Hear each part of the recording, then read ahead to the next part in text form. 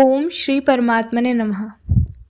पिछली वीडियो में हमने समझा कि कुरुक्षेत्र को धर्म क्षेत्र क्यों कहा और कौरव पांडव युद्ध की इच्छा वाले क्यों हुए। अब आगे, माम कहा पांडवाश्चैव, जिसका अर्थ है मेरे और पांडु के पुत्रों ने भी। लेकिन धृतराष्ट्र ने दोनों का नाम अलग अलग से क्यों लिया? पांडव राजा धृतराष्ट्र को अपने पिता के बड़े भाई होने की वजह से अपने पिता के समान ही समझते थे, उनका सम्मान करते थे और उनकी आज्ञा का पालन करते थे।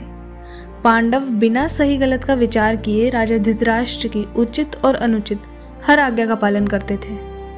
अब एक तरह से देखें तो यहाँ माम कहा यानी मेरे शब्द के यूज में दोनों ही आ गए, कौरव भी पांडव भी, क्योंकि होने को तो दोनों राजा धृतराष्ट्र के ही थे, पर उन्होंने कहा मेरे और पांडु के पुत्र, जिससे ये पता चलता है कि धृतराष्ट्र का अपने बेटों में और अपने भाई पांडु के बेटों में समान भाव नहीं था।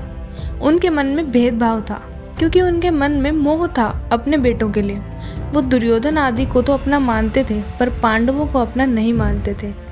इसी भावना की वजह से दुर्योधन का भीम को जहर खिलाकर पानी में फेंक देना, लाख के घर में पांडवों को जलाने की कोशिश करना, युधिष्ठिर के साथ धोखा करके जुआ खेलना, पांडवों के अज्ञातवास में उन्हें खत्म करने के लिए सेना लेके जंगल में उन्हें ढूंढने जाना, इन सभी कामों के करने में अपने बेटे दुर्योधन को धृतराष्ट्र ने कभी मना नहीं किया। इसकी वजह ये थी कि उनके अंदर यही भावना थी कि अगर किसी तरह से पांडव खत्म हो जाए तो मेरे बेटे को राज्य मिल जाएगा और वो राजा बन जाएगा। इसी वजह से राजा धृतराष्ट्र ने अपने बेटों के लिए माम कहा यानी मेरे, और पांडु के बेटों के लिए पांडवा शब्द का यूज किया, क्योंकि जो भावना और जो विचार हमारे अंदर होते हैं वही शब्दों के रूप में बाहर निकलते हैं। सच तो यह है कि इसी भेदभाव की वजह से धृतराष्ट्र को अपने पूरे कुल की बर्बादी का दुख झेलना पड़ा। इससे हम सबको ये सीखना चाहिए कि अपने घर में, अपनी गली में, अपने मोहल्ले में, अपने गांव, राज्य, देश में, अपने समाज में भेदभाव की भावना नहीं रखनी चाहिए। यानी ऐसा नहीं सोचना चाहिए कि ये अपने हैं वो दूसरे हैं, क्योंकि भेदभाव से कभी किसी का भला हुआ ही नहीं।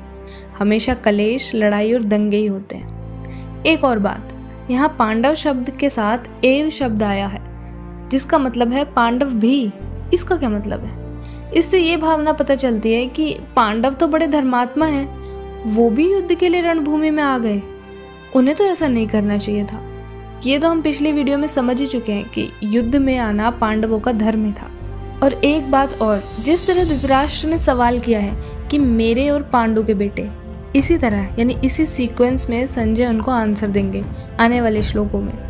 दूसरे श्लोक से 13वें तक पहले दुर्योधन के बारे में बताएंगे कि उसने क्या क्या कहा, फिर 14वें श्लोक से 19वें तक पांडवों के बारे में और उनके शंख की बात कहेंगे, फिर 20वें श्लोक से श्री कृष्ण और अर्जुन की बातचीत के बारे में बताना शुरू करेंगे।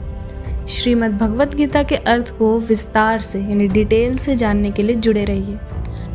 ओम श्री कृष्ण अर्पणमस्तु।